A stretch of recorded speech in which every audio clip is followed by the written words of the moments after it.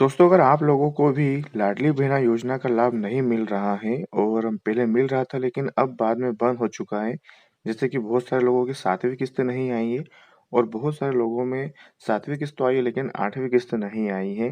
तो इसका कारण क्या है और आप इसको कैसे सुधार सकते हैं? अगर आपने लाभ परित्याग कर दिया है, तो वो आप कैसे वापस ले सकते हैं? इस योजना का तीसरा चरण कब शुरू होगा और इसमें जो वो किन-किन महिलाओं को बाहर किया गया है, क्या रीज़न हो सकते हैं?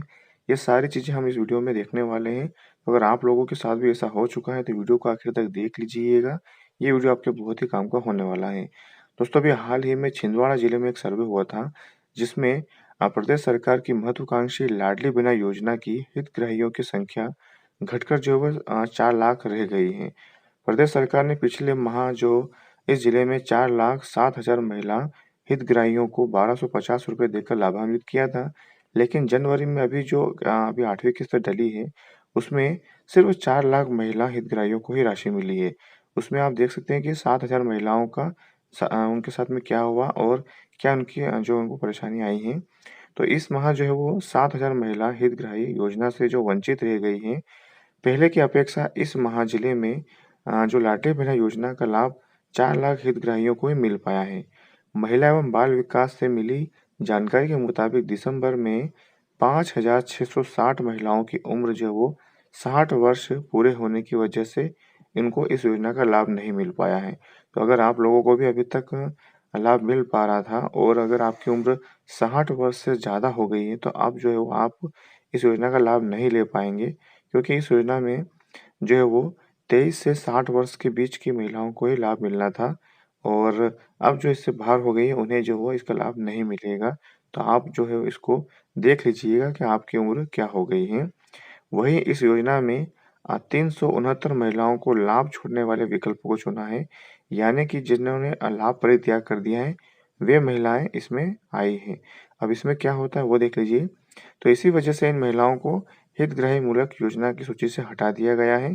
वहीं अगर आपकी डीबीटी में कोई गड़बड़ी आ गई है, ये चीज़ जो होती है वो बैंक में होती है, मतलब आपका जो खाता होता है उसमें आपको डीबीटी करवानी होती है।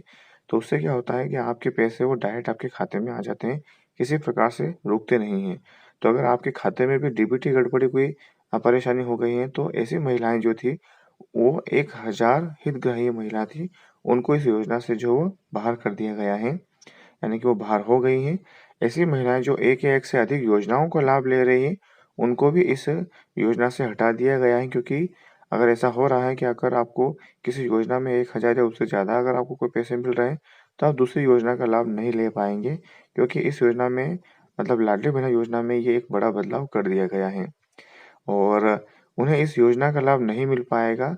इसके बाद जिन महिलाओं को इस योजना में आवेदन किया था, उनके खाते में अगर राशि नहीं पहुँची है, दरअसल बैंक में एक ऑप्शन होता है, उसको इनेबल करना होता है। इसके बारे में आपको पहले बता चुका हूँ और डायरेक्ट आधार से पेमेंट होता है, इसलिए आधार को लिंक करना बहुत ही ज़रूरी होता है। कई योजनाओं का लाभ लेने वाली लाडली बहनें अपने खाते में जो होती है वो डीबीटी को बदल देती हैं, इसलिए उनके खाते में पैसा नहीं आता है। साथ ही लाडली बहना योजना का लाभ लेने के लिए अधिकतम उम्र 60 वर्ष होनी चाहिए और उससे कम अगर होगी तो आपको लाभ मिलता रहेगा। जो महिलाएं योजना में शामिल होने के बाद 60 वर्ष की उम्र पार कर गई है तो उनको इसका लाभ नहीं मिलेगा। तो छिंदवाड़ा जिले में कुछ ऐसा ही हुआ है। साथ ही ऐसी 5,660 महिलाएं जो इस योजना का लाभ नहीं ले पाएंगी और बाद में कहा गया है कि यह योजना स्वयं की या सचिव की लॉगिन योजना है, मतलब इसमें आप स्वयं भी लॉगिन कर सकते हैं और साथ ही आपके जो ग्राम पंचायत का सचिव होता है वो भी इसमें लॉगिन कर सकता है।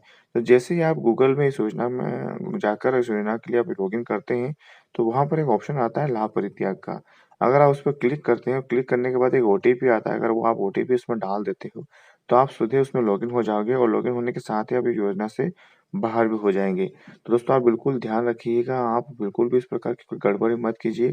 कहीं भी किसी भी प्रकार का लॉगिन मत कीजिए और ओटीपी आने के बाद उसमें आप लॉगिन मत कीजिएगा, वरना आपके साथ बहुत बड़ा दूसरा नुकसान भी हो सकता है।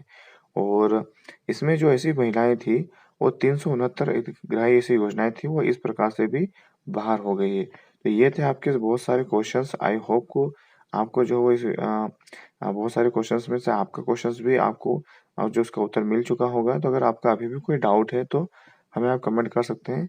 साथ ही दोस्तों यहाँ पर सुनने में आ रहा है कि 26 जनवरी या 22 जनवरी से पहले आपका तीसरा चरण शुरू होने की जो संभावना पूरी-पूरी चल रही है, क्योंकि बहुत सारी जो महिलाएँ हैं उन्होंने कंप्लेंट भी की है और उन्होंने कई प्रकार से अपनी बात जो है सीएम तक पहुँचाई है कि उन्हें लाभ नहीं मिल पा रहा है और वो इस मतलब पात्रता में आती हैं तो उनके लिए कोई न कोई तरीका निकाला जाए। तो कहा गया है कि तीसरा चरण जो है बहुत ही जल्द शुरू होने वाला है।